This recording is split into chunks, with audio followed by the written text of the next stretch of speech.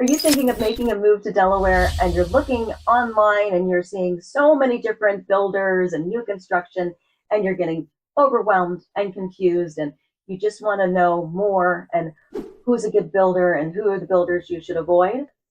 New construction is confusing. And so today we're going to talk about all the different builders. Okay, just kidding. We're not talking about all the different builders because there's actually like hundreds in Delaware, maybe thousands. I don't know.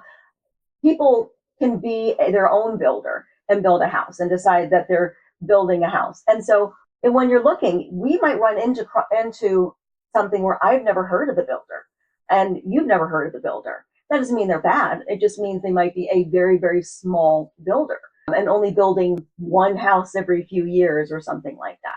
And that's very, very common in our area. We don't restrict how many builders there that can build in an area, and anyone can be a builder. So there really are four different types of builders in our area, just to really oversimplify things.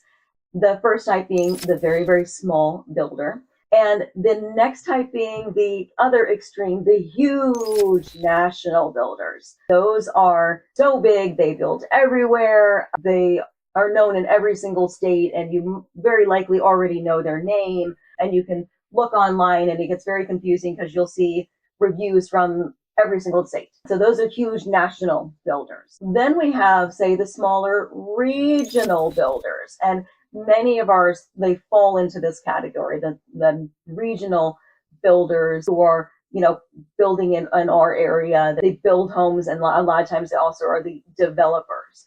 The developers, the people who start the neighborhood, again, to oversimplify things, they basically get the land through planning and zoning, and they put together the preliminary ideas for the community, and then they can move forward from there. Then we also have those who might be smaller than that, and they really are just in our area only, and they are like smaller, but they're not so small they only build a couple houses. They probably do maybe a few hundred a year or something like that. So those are the basic types.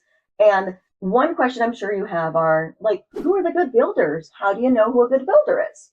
And something that's very, very confusing in our area, I hate to break it to you, but a lot of times it comes down to the location. And isn't that what real estate's all about, right? But it does. It comes down to the location. And the reason is because many of our developments are exclusive to that builder only. And so if you love that location, you're going with that builder in many cases.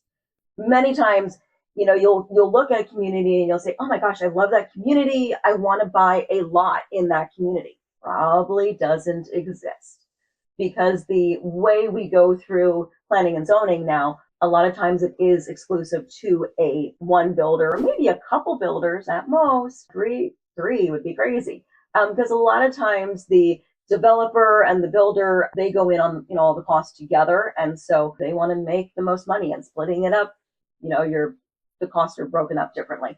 And so if you really like a development, yeah, you will probably have to go with that builder.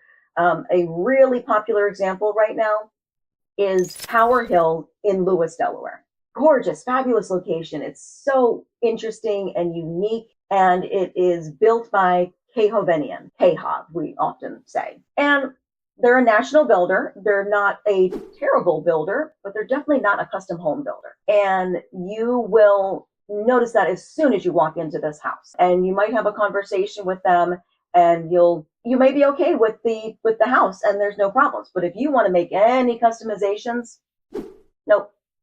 They are very, very strict on what they want. For example, I had a client who really, really wanted a bathtub. For the model that they wanted, they could not get a very nice bathtub in their owner's suite. Pretty crazy. And the salesperson said, I said, isn't there anything we can do? And he's like, well, yeah, people buy it all the time, and they remodel it and put in a nice bathtub. You'd think that they would realize that this is kind of a problem, that this is a trend, that just because we have a lot of seniors and senior citizens, that doesn't necessarily mean that they don't want a bathtub. And so that's a very, very frustrating thing. But like I said, if you want that neighborhood, you're going to have to go with that builder. If there's a builder that you do like that has many locations, you have a little bit more variety. For example, if you like Shell Brothers, they have lots of different developments right now. But in the case of this particular client, they really, really like Tower Hill's location because it's east of Route 1. It's fabulous location, but they really like the quality of the homes at Shell Brothers. And Shell Brothers has many, many, many neighborhoods. But right now, the closest neighborhoods to downtown Lewes are Brentwood and Welch's Pond. Arbor Lynn totally sold out. And so there's not a lot of variety there. There's not a lot of location that's going to be close. And compared to Tower Hill, the price point is higher at Shell Brothers. I would also say that the quality of the home, I'd say, is higher at Shell Brothers. They're actually both very nice quality homes, but Shell Brothers is a much more custom home, semi-custom builder, whereas Rehoboth is absolutely not at all.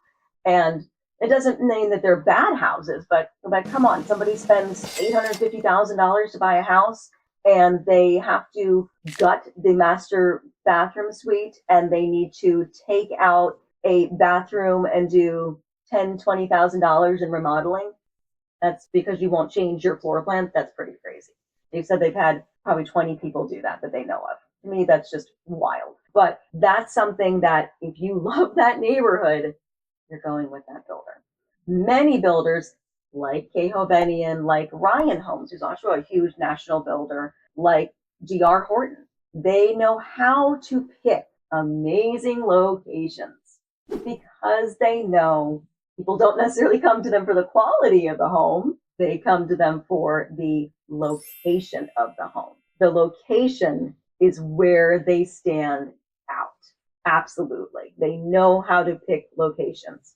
Ryan Homes especially knows how to pick locations. That's another good builder to talk about. Ryan Homes, they aren't necessarily always the best built home, but they know how to pick locations. Their locations are consistent and they will do well in resale because they have done their research and they know where people want to be in the certain demographics of the area. And so they're not necessarily a bad builder, but the quality might not always be there. I mean, obviously that can be said in anything, in any price point. And of course, the more custom you go and the higher price point, you can make anything look like it's cheap once you look at something that's so very, very custom and by a very high-end quality luxury builder. And so Ryan Homes, for example, isn't necessarily a bad home, but you will see a lot of cost cutting in their product that they build.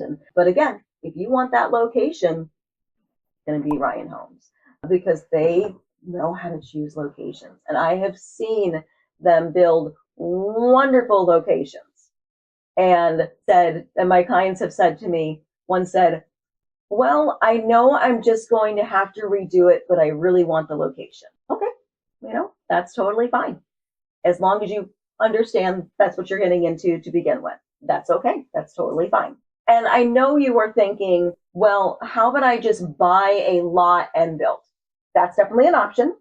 You're not going to end up, for example, in Tower Hill because all of theirs, at least to this existing model that it is right now, they are going to be developed by the Rehoboth brand. You won't be able to buy a lot in there. If an individual developer does it where they will sell off the existing land and chop them up and have different developers come in, they just decide to be the developer and they have different builders rather come in. Totally different business model. And that is possible. For example, Schofield in town Lewes. That's many different builders in there. There were builder lot home packages. So you could buy a lot if you wanted to and then build, or you could purchase a lot home package with a builder and then move forward with the construction. So in that case, you could. But again, that's how it was started and how it was established. It also can happen in older neighborhoods.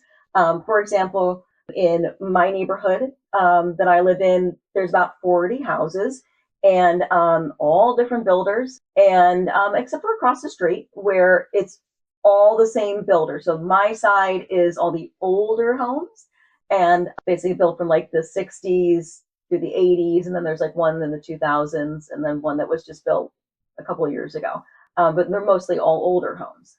And then across the street, they were all built around 2005 to 2010-ish, except for the new one. There was two new ones that were built. And those are all but two are all the same builder. So those two lots were sold separately, and individual people, oh wait, three lots. I just remembered another one. Those three ones were sold separately and built separately. The owners of those properties decided to contract with a builder and build the property. Actually, one of them was a spec house. So we say this because it's built to builder speculations. And basically, the home is built by the builder as a build and sell. And so thank you so much for being here today. We hope to see you soon at the beach, and feel free to reach out if you have any questions. Bye for now.